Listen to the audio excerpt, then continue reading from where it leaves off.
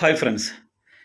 December 23-ാം തീയതി election commission നമ്മളുടെ കരട് വോട്ടർ പട്ടിക പ്രസിദ്ധീകരിച്ചിട്ടുണ്ട്.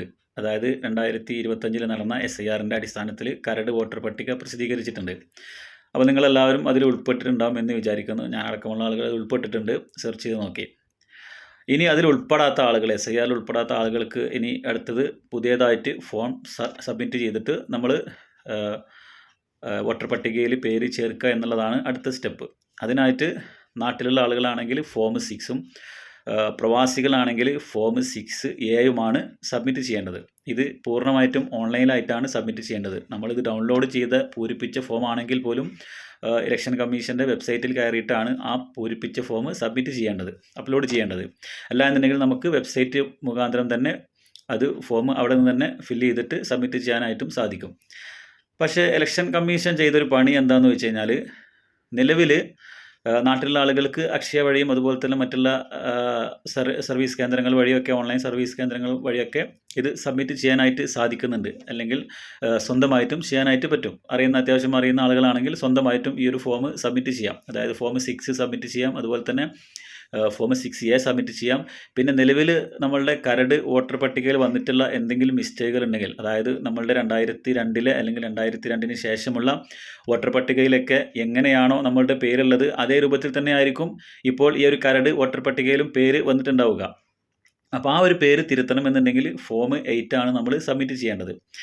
അപ്പോൾ ഞാൻ പറഞ്ഞു വരുന്നത്, നാട്ടിലുള്ള ആളുകൾക്ക് എന്ത് ചെയ്യാം, അക്ഷയ വഴിയോ അല്ലെങ്കിൽ ഈ സേവാ കേന്ദ്രങ്ങൾ വഴിയൊക്കെ പോയിട്ട് ഇത് സബ്മിറ്റ് ചെയ്യാൻ സാധിക്കും. അല്ലെങ്കിൽ സ്വന്തമായി തന്നെ അറിയുന്ന ആളുകളാണെങ്കിൽ മൊബൈലിലൂടെയും എന്നുണ്ടെങ്കിൽ അവരടുത്ത് കമ്പ്യൂട്ടറും കാര്യങ്ങളൊക്കെ ഉണ്ടെങ്കിൽ അതുവഴിയൊക്കെ ചെയ്യാനായിട്ട് സാധിക്കും. പ്രവാസികളോട് ഇലക്ഷൻ കമ്മീഷൻ ചെയ്തിട്ടുള്ളൊരു കാര്യം എന്ന് പറയുന്നത്, നിലവിൽ പല രാജ്യങ്ങളിലും, അതായത് ഗൾഫ് രാജ്യങ്ങളിലായിക്കോട്ടെ മറ്റുള്ള സ്ഥലങ്ങളിലായിക്കോട്ടെ, ഞാൻ ഒരുപാട് പേരെടുത്ത് ചോദിച്ചു നോക്കി, ഈ ഒരു ഫോം സബ്മിറ്റ് ചെയ്യാനും എഡിറ്റ് ചെയ്യാനൊക്കെ ഉള്ള ഓപ്ഷൻ, അല്ലെങ്കിൽ ഈ ഒരു ഇലക്ഷൻ കമ്മീഷൻ്റെ വെബ്സൈറ്റ് ആക്സസിബിൾ അല്ല. അതായത് നമ്മളിപ്പോൾ ഇലക്ഷൻ കമ്മീഷൻ്റെ വെബ്സൈറ്റ് ഗൂഗിളിൽ സെർച്ച് ചെയ്ത് ആ ലിങ്കിൽ കയറി കഴിഞ്ഞ് വെബ്സൈറ്റിലേക്ക് പോകുമ്പോൾ ആക്സസ് ഡിനൈഡ് എന്നാണ് കാണിക്കുന്നത്.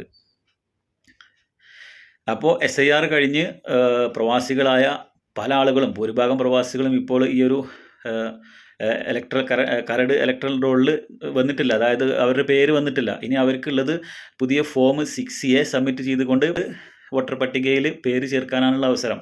പക്ഷേ പല ആളുകൾക്കും ഇതിന് സാധിക്കുന്നില്ല. SIR നടക്കുന്ന സമയത്ത് തന്നെ പല രാഷ്ട്രീയ പാർട്ടികളും പറഞ്ഞിരുന്നു അവർ ബൾക്കായിക്കൊണ്ട് അവരുടെ എല്ലാ GCCയിലെയും അതുപോലെ മറ്റുള്ള രാജ്യങ്ങളിലൊക്കെ ഉള്ള ഒരു ഓഫീസുകൾ മുഖാന്തരം ഇത് ചെയ്തു കൊടുക്കാമെന്ന് KMCC പോലെയുള്ള മറ്റ് സംഘടനകൾ, എല്ലാ രാഷ്ട്രീയ പാർട്ടികളുടെ സംഘടനകളും ഇത് പറഞ്ഞിട്ടുണ്ടായിരുന്നു. പക്ഷേ ഒരുപാട് ആളുകളിൽ നിന്ന് ഇപ്പോൾ അറിയാൻ സാധിച്ചത്, പല ആളുകൾക്കും ഈ വെബ്സൈറ്റ് ആക്സസിബിൾ അല്ല. അതായത് വെബ്സൈറ്റ് ഓപ്പൺ ആക്കാൻ കഴിയുന്നില്ല.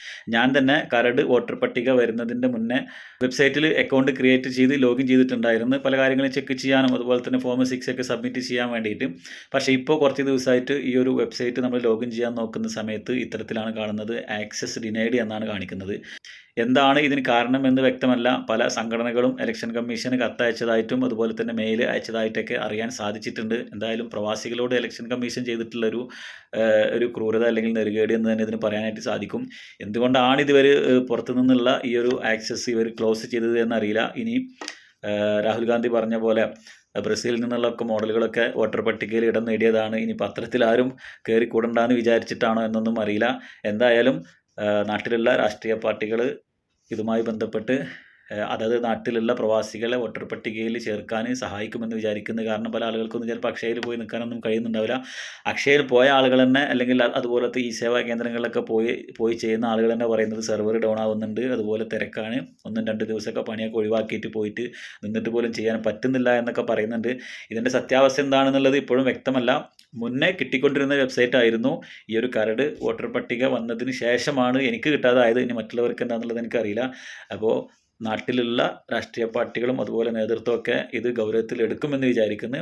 എത്രയും പെട്ടെന്ന് ഇലക്ഷൻ കമ്മീഷന് ആ ഒരു വെബ്സൈറ്റ് വിദേശ രാജ്യങ്ങളിലുള്ള പൗരന്മാർക്ക് കൂടി ആക്സസിബിൾ ആവുന്ന രൂപത്തിൽ അതിനെ വീണ്ടും മാറ്റുമെന്ന് വിചാരിക്കുന്നു.